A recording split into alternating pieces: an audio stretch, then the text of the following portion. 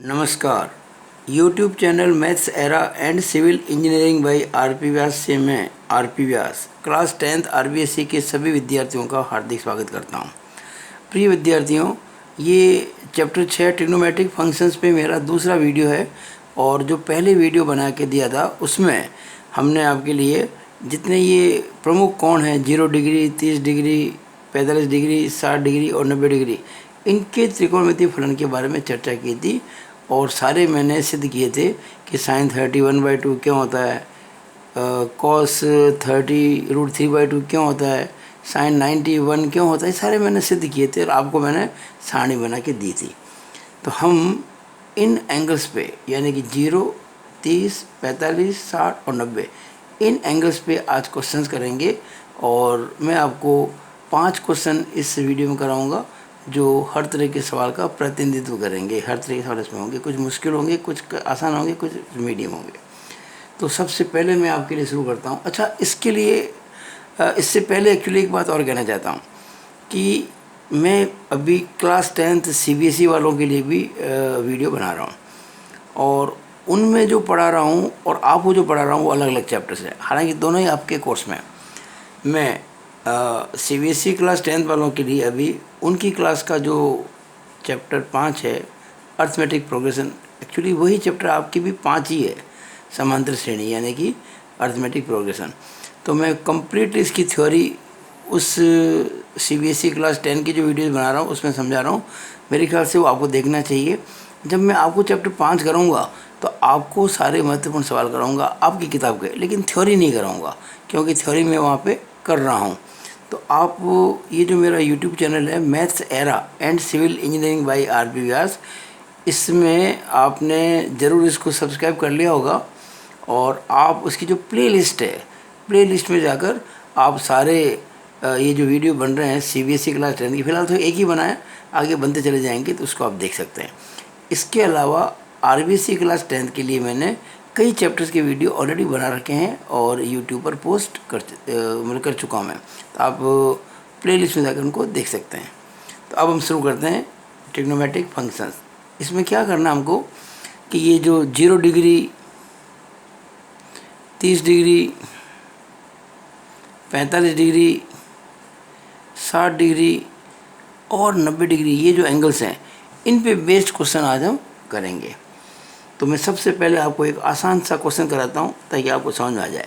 एक और बात कहना चाहूँगा कि आपको इन क्वेश्चंस को करने के लिए क्या बातें ध्यान रखनी है। पहली तो आपको सारे जो अनुपात हैं इनके, ये जो मुख्य कोण है ना सारे, इनके सब अनुपात त्रिकोणमिति के आपको पता होना चाहिए, पहली चीज़। दूसरी, आपको ये जो सामान्य गणनाएँ होती हैं, वर्ग करना, घन करना, लसर लेना, सरल करना, ब्रैकेट खोलना, ये सब बातें आपका अभ्यास में होनी चाहिए, वरना गलती होने की संभावना बहुत ज़्यादा होती है। तो मैं शुरुआत कर रहा हूँ।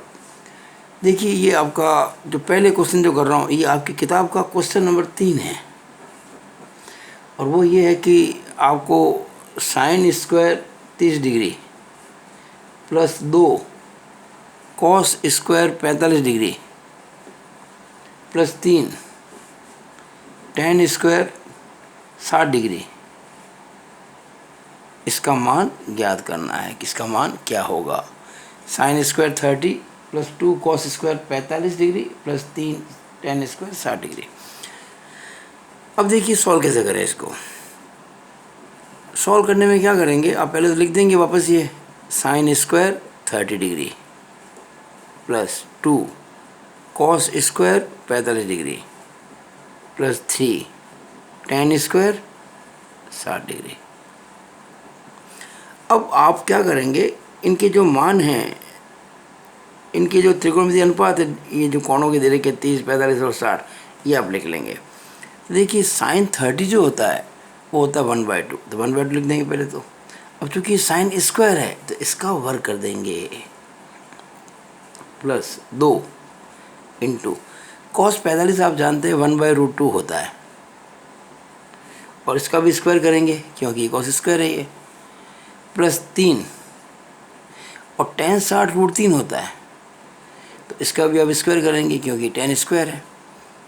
अब देखिए 1 का स्क्वायर तो 1 ही होता है 2 का स्क्वायर 4 होता है, 2 इंटू 1 का स्क्वायर 1 होता है, √2 का स्क्वायर करेंगे तो 2 आएगा, क्योंकि √2 इंटू √2, देखिए अगर मैं √2 को √2 से गुणा करूं तो रूट में 2 दूनी 4 हो जाएगा, और 4 का जब वर्गमूल लेते हैं तो वापस 2 ही आता है। तो आप एक बात समझ लो, अगर √2 इंटू √2 है हम इसको सीधा 2 कह सकते हैं। ऐसे ही √3 इंटू √3 होता है हम उसको सीधा 3 कहते हैं, यानी √x इंटू √x होता है उसको हम x कहेंगे, रूट हट जाएगा। तो √2 का स्क्वायर 2 प्लस 3, √3 का स्क्वायर 3। अब देखिएगा ये है 1/4 प्लस ये 2 इंटू 1 कितना होता है 2/2, 3 इंटू 3 कितना होता है 9। अब बटे में कुछ नहीं है, चलो मैं 1 लिख देता हूँ। अब आप अगर ध्यान से देखेंगे तो ये 4, 2 और 1 का एलसीएम जो है वो आप जानते हैं 4 होता है, क्योंकि सबसे बड़ी संख्या 4 है और 4 में इन सब का भाग जाता है। अब 4 में 4 का भाग लगाएंगे 1 इंटू 1 करेंगे 1, 4 में 2 का भाग लगाएंगे 2 इंटू 2 करेंगे 4, 4 में 1 का भाग लगाएंगे 4 इंटू 9 करेंगे 36। तो ये कितना आ गया 36, 4 1 40 और 1 41, 41/4। ये इसका आंसर हो गया। बस कितना सरल देखिए आप। तो आपने क्या किया, मान रखे और उसके बाद इसको सरलीकृत कर दिया एलसीएम वगैरह लेकर। क्वेश्चन करने के बाद में एक लाइन खींच दें तो प्रश्न ज़रा सुंदर लगता है हल किया हुआ आपका। इसके बाद में आपको मैं मेरी ओर से आज का जो दूसरा क्वेश्चन करा रहा हूँ, और वो मैंने आपकी किताब के लिया है, वो क्वेश्चन नंबर 16 है आपकी बुक का, क्वेश्चन नंबर 16। अब क्वेश्चन नंबर 16 क्या कहता है कि आपको प्रूव करना है, सिद्ध करना है, आपको सिद्ध करना है, यू हैव टू प्रूव। क्या प्रूव करना है कि भाई sin 60 प्लस sin 30,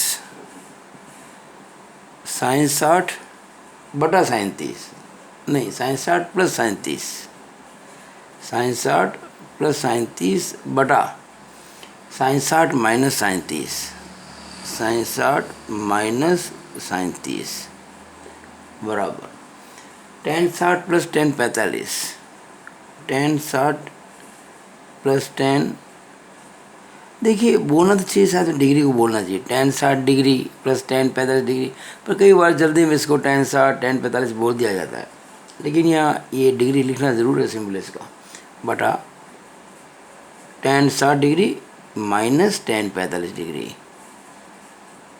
ये हमको सिद्ध करना है भाई। अब सिद्ध कैसे करें, तो देखिए कभी भी सिद्ध करने की जब बात आती है तो इसके 3 तरीके होते हैं। पहला, आप लेफ्ट हैंड साइड से शुरू करें और हल करते करते उसको राइट हैंड साइड के बराबर सिद्ध कर दें, एक तरीका ये होता है। कई बार राइट हैंड साइड से शुरू करते हैं और उसको प्रूव करते करते लेफ्ट हैंड साइड के बराबर ले आते हैं, और कई बार क्या होता है कि दोनों को अलग अलग प्रूव करते हैं, दोनों को अलग अलग सॉल्व करते हैं, लेफ्ट हैंड साइड को और राइट हैंड साइड को, दोनों की वैल्यू सेम आ जाती है। तो देखिए इसमें कौन सा करना चाहिए, तो मैं आज अभी इसमें शुरू करता हूँ लेफ्ट हैंड साइड से। LHS क्या है भाई, LHS है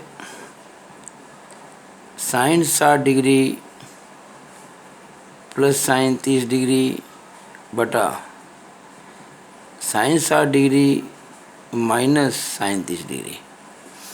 देखिए एक तो आप ये बराबर लिखने के साथ ही ये बटे की लाइन खींच दीजिएगा। कई बार क्या होता है कि ये लाइनें ऊपर नीचे कर देते तो ये सवाल का ज़रा दिखना ख़राब रहता है फिर वो। जैसे देखिए मैंने देखो इक्वल टू है ना, इक्वल टू के नीचे इक्वल टू लगाया ऐसे, और इक्वल लिखने के साथ ही बटे की लाइन खींच दी इस प्रकार से, तो सुंदरता रहेगी सवाल करने में। अब मान रखेंगे sin 60 का, तो sin 60 आप जानते हैं √3/2 होता है,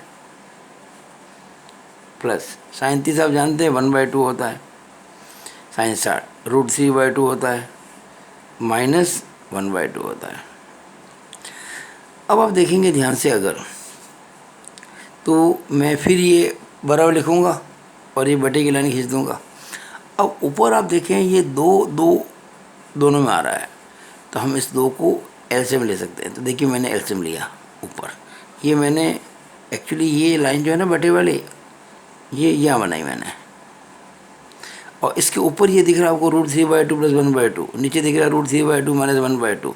तो ऊपर मैंने 2 और 2 का एलसीएम लिया 2, अब 2 को 2 से डिवाइड करेंगे, 1 इंटू √3 करेंगे तो √3 आएगा, फिर प्लस, फिर 2 को 2 से डिवाइड करेंगे, 1 इंटू 1 करेंगे तो 1 आएगा। इसी तरह से नीचे भी देखो 2 और 2 का लघुत्तम 2 होता है। जैसे ये ऊपर आया था ना √3 + 1, वैसे ये आ जाएगा √3 - 1। अब आप देखिएगा कि हम इसको, क्योंकि मैं ज़रा कम पेज में करना चाहता हूँ ना, ज़्यादा पेजेस नहीं करना चाहता, ज़्यादा समय लगता है, तो मैं इसको यही एक लाइन खींच के इसका कर दिया। आपको परीक्षा में ऐसा नहीं करना है। बोर्ड के अंदर आपको काफ़ी अच्छी कॉपी मिलती है, उसको नीचे बराबर आगे से आगे से डाउनवर्ड लिखते जाइएगा।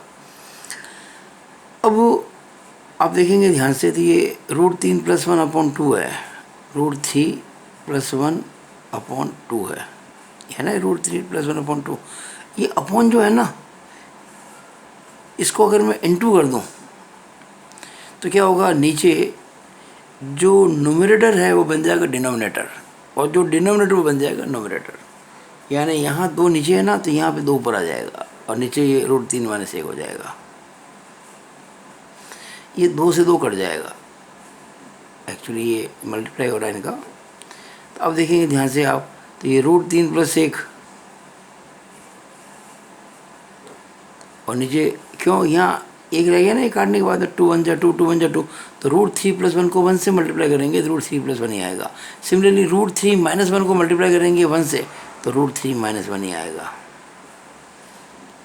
मेरी राय है कि आप इसको यहीं छोड़ दें।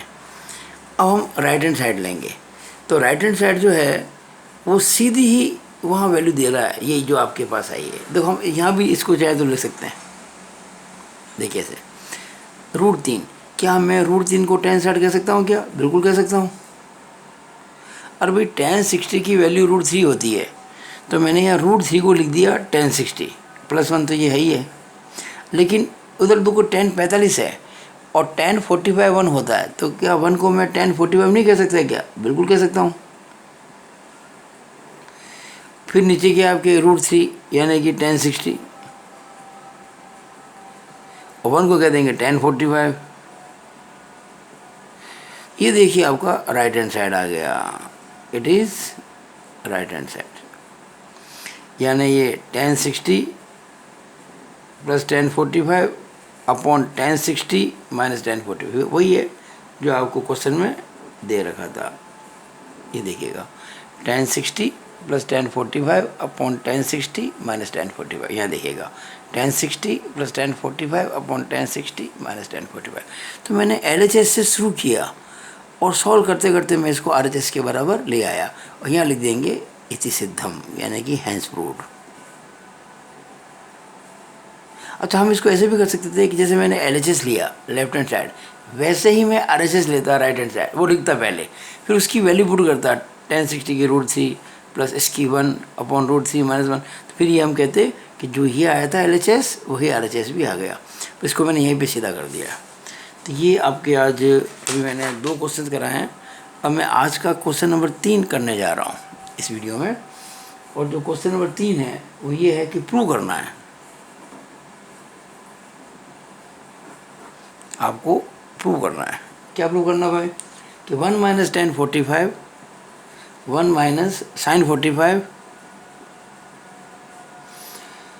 प्लस sin 30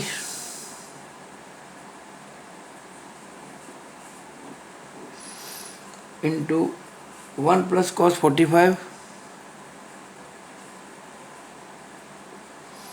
प्लस cos 60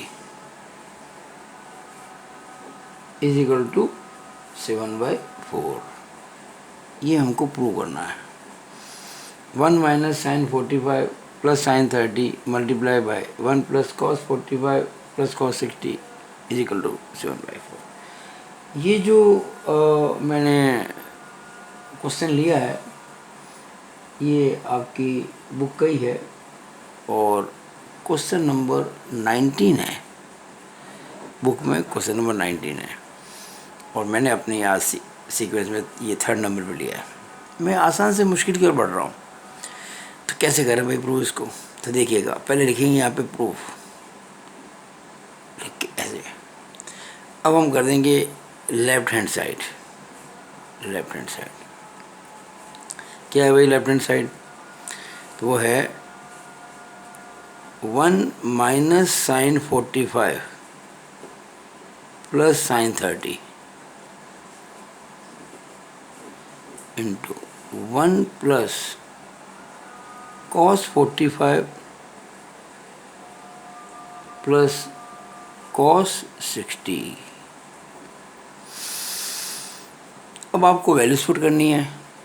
तो आप जानते हैं कि साइन 45 1/√2 होता है, साइन 30 1/2 होता है, 1 प्लस कॉस 45 भी 1/√2 ही होता है और कॉस 60 1/2 होता है। ये आप जानते हैं और मैंने सभी प्रूव किए थे आपको पिछले वीडियो के अंदर।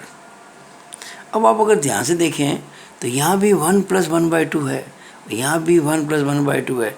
और आप जानते हैं कि जब एक में आधा जोड़ते हैं तो क्या होता है? 1.5 होता है। 1.5 मतलब 3/2। तो आप सिंप्लीफाई करें तो 1 को 1/2 के साथ लिख सकते हैं, 1 प्लस 1/2 और माइनस 1/√2, फिर 1 प्लस 1/2 प्लस 1/√2। ये हम कह सकते हैं कि साचर्य गुणधर्म जो होता है वो जोड़ के अंदर लागू होता है, यानी कि द प्रॉपर्टी ऑफ एसोसिएशन। ये कह सकते हैं एसोसिएटिव प्रॉपर्टी जो होती है वो एडिशन में इफेक्टिव होती है। तो ये हमने क्या किया कि इन दो को जो अलग अलग थे साथ लिख दिया। अब जब एक में जोड़ेंगे 1/2 तो आएगा 3/2 माइनस 1/√2। सिमिलरली यहाँ पर भी 3/2 प्लस 1/√2। अब बीजगणित में एक सूत्र है, आपने 9th में ही पढ़ा होगा, इसको 8th में ही पढ़ा होगा कि a plus B into A minus B is equal to A square minus B square. तो अगर मैं कुछ समय के लिए 3/2 को a मान लूँ, 1/√2 को b मान लूँ, तो यहाँ पर भी ये a प्लस बी हो जाएगा। मैंने क्या किया वो साइड में लिख दो। लेट माना कि 3/2 is equal to a and 1/√2 is equal to B, ऐसा लिख दिया। अब ये एलजेब्रा का फॉर्मूला है कि a minus B into A plus B, जो A square minus B square होता है। बहुत सामान्य सी बात है, गुणनखंड में भी आता है, ये फैक्टर्स में आता है। अब वापस आप ए और बी का मान प्रतिस्थापित कर दें, substitute the values of A and B. ये आपने किसको माना था? 3/2 को, इसका स्क्वायर करेंगे ना।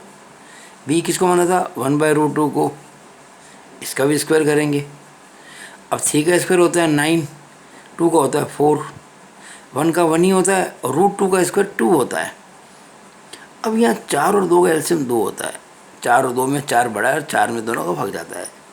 सॉरी, 4 2 का एलसीएम 4 होता है, क्योंकि 4 और 2 में से 4 बड़ा है और 4 के अंदर दोनों का भाग जाता है। अब कभी कभी बड़े बड़े तैराक भी तो पानी में डूब जाते हैं ना, तो यहाँ तो हम भी इंसानी हैं, मिस्टेक हो जाती है। 4 और 2 का जो लघुत्तम है एलसीएम, यानी कि लोएस्ट कॉमन मल्टीपल, वो 4 होता है, क्योंकि 4 में 2 का भाग जाता है, 4 का भी जाता है। अब 4 को 4 से डिवाइड करेंगे तो कितना आएगा? 1 इंटू 9 करेंगे तो 9, फिर 4 को 2 से डिवाइड करेंगे, 2 इंटू 1 करेंगे तो 2। अभी 9 में से 2 गए तो 7 और 4 तो ये है ही। और यही देखिए हमको प्रूव करना था, ये 7/4 यहाँ पर, ये 7/4 आ गया। और ये भाई आपका राइट हैंड साइड है, तो लिख देंगे HP हैंस प्रूव्ड या इति सिद्धम। अब यहाँ एक लाइन खींचता, हालांकि लाइन खींची पड़ी मेरे, लेकिन मैं लाइन खींच ही देता हूँ और क्या फ़र्क पड़ता है इसके अंदर। ये मैंने आपके लिए अब तक 2 क्वेश्चन कर दिए, 3 कर दिए है ना, 3 कर दिए। अब मैं आज का इस वीडियो में चौथा क्वेश्चन करने जा रहा हूँ। और जो इस वीडियो का जो चौथा क्वेश्चन है वो ये है, बहुत इम्पोर्टेंट, एग्ज़ाम में काफ़ी आता है। और ये जो क्वेश्चन है आपकी किताब का एग्जाम्पल नंबर 7 है बुक में। तो ये कहता है कि अगर, यानी कि if sine A plus B is equal to 1 and एवं cos A minus B is equal to √3/2। अच्छा, यहाँ एक बात और क्या रखी है कि जो a प्लस बी है ना, दो कोणों का योग, ये आपके 90 या 90 से छोटा है और 0 से बड़ा है। अब जो दो एंगल होंगे तो उनकी जोड़ 0 से तो बड़ी होगी, और योग आपको क्या रखा है कि 90 से ज़्यादा नहीं है, यानी ए और बी को अगर जोड़ें तो 90 या फिर 90 से कम है। यानी डेफिनेटली जब दो एंगल की सम 90 या 90 से कम हो तो दोनों ही एंगल डेफिनेटली 90 से कम होंगे, यानी कि एक्यूट होंगे, यानी कि न्यून कोण होंगे। ठीक है ना। तो आपको ये दे रखा है कि अगर इसकी वैल्यू 1 हो और इसकी वैल्यू √3/2 हो तो बताइए कि ए और बी क्या होंगे। अच्छा, इसमें एक बात और भी कह रही है कि ए जो है ना वो एंगल बी से बड़ा है, ए एंगल बी से बड़ा है, तो आपको ए निकालना है और बी भी निकालना है, ये प्रश्न है। तो प्रश्न आपको समझ में आ गया होगा। अब मैं इसको सॉल्व करता हूँ।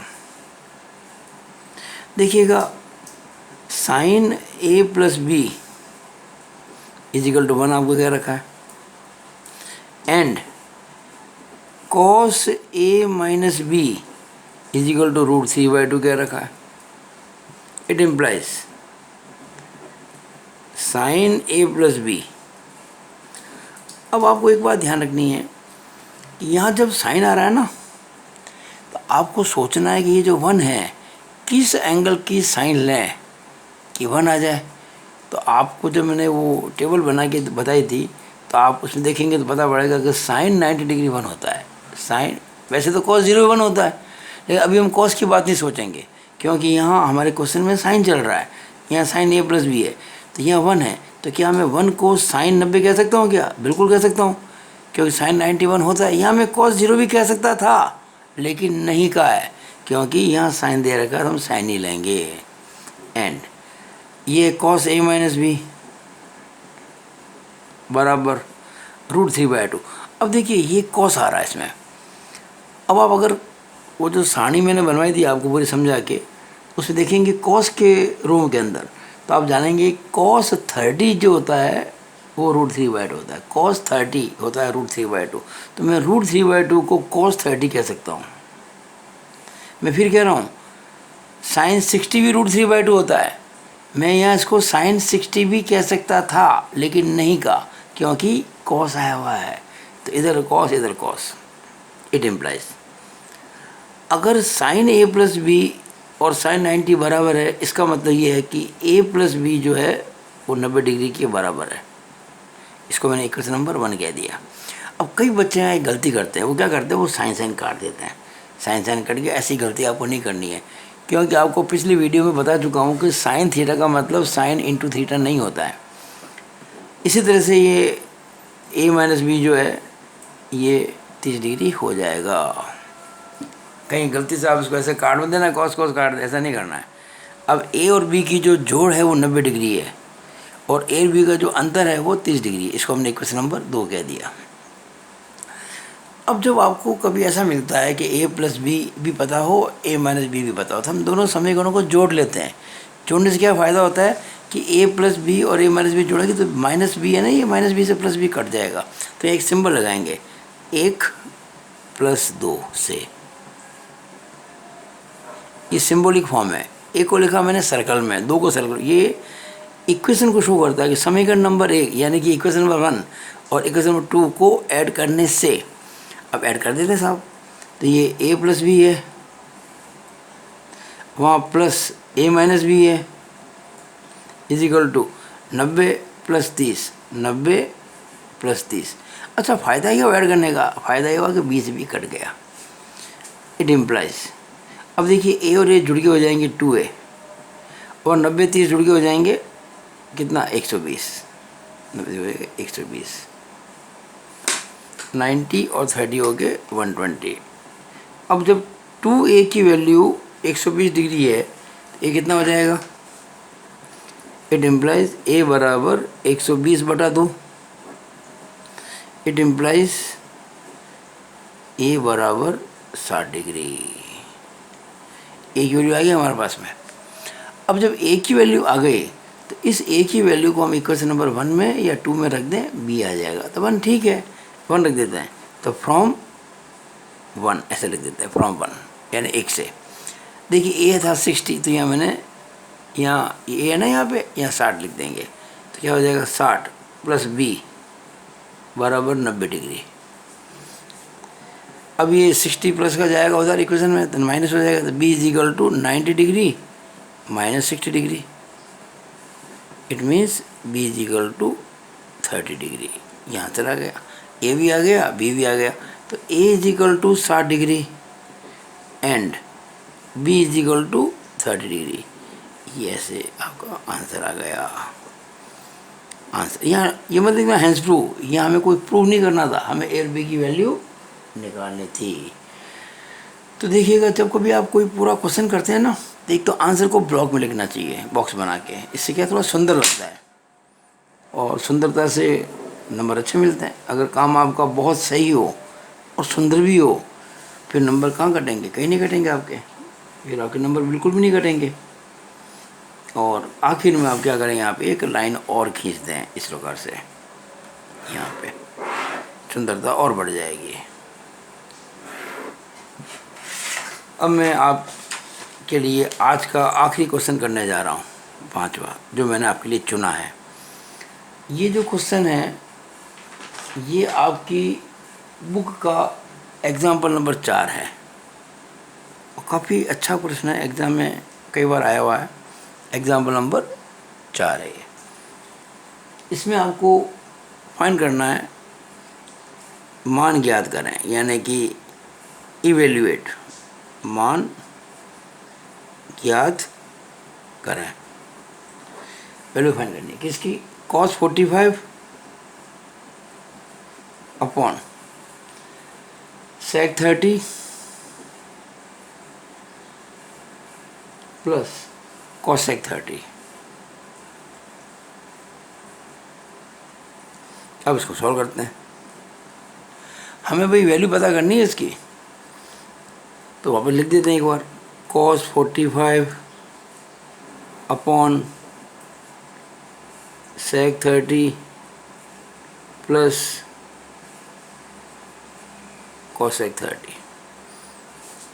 cos 45 upon sec 30 plus cosec 30। देखो, बराबर लिखने के साथ ये बटे की लाइन खींच दो। cos 45 आप जानते हैं कि sin 45 cos 45 दोनों 1/√2 होते हैं, तो 1/√2।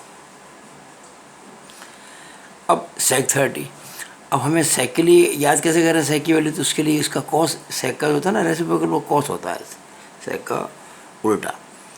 तो cos 30 कितना होता है, cos 30 आप जानते हैं √3/2 होता है।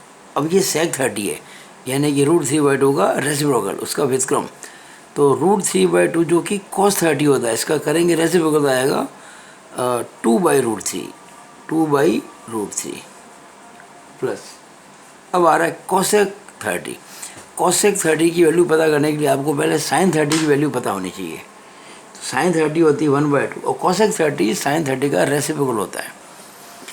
अगर sin 30 1/2 है तो cosec 30 कितना हो जाएगा, 2/1। ये लिख दिया हमने। ये स्टेप बहुत इंपॉर्टेंट है, तो आपको वैल्यूज पुट करनी होती है। अगर आपने वैल्यूज ही गलत पुट की तो कभी आंसर सही आएगा नहीं। अब कैसे करें भाई इसको, आगे करो, बराबर लिखा, लिखने के साथ ही बटे की लाइन खींच दी हमने।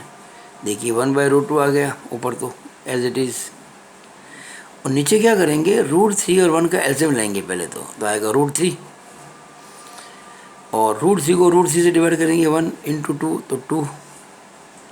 √3 को 1 से करेंगे तो √3 × 2, तो ये हो जाएगा 2√3। ऐसे। अब देखिए ये है 1/√2।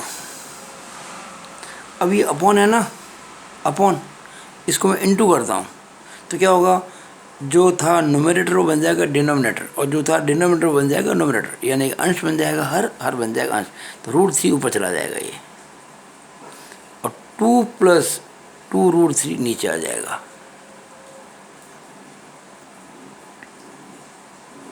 ठीक है, बराबर। अब ये √3 अपॉन √2 इंटू 2 + 2√3। अब क्या है कि इसमें आपको करना पड़ेगा हर का परिमेयकरण, रेशनलाइजेशन ऑफ द डिनोमिनेटर। ये आपने संभवतः 9 में पढ़ा होगा, हर का परिमेयकरण करना।